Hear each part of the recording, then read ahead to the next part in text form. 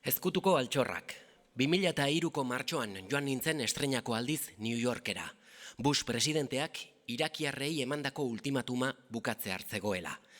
Elizabeth McLean idazleak gonbidatuta joan nintzen musikari lagun batzuekin batera, Manhattaneko lokal batzuetan emanaldiak egitera.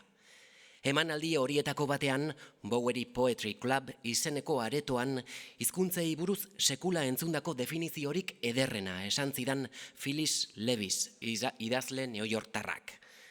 Euskara deigarri egin zitzaiola esan zidan, bazuela gure hizkuntzaren berri aurretik ere, ezagutzen zituela euskaraz idatzitako testuak, internetetik eta.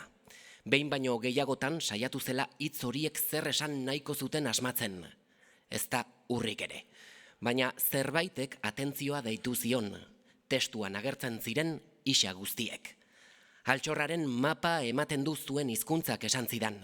Gainuntzeko letra guztiak ahaztu eta isa letran soilik arreta jartzen baduzu, altxorra non dagoen jakin dezakezula ematen du.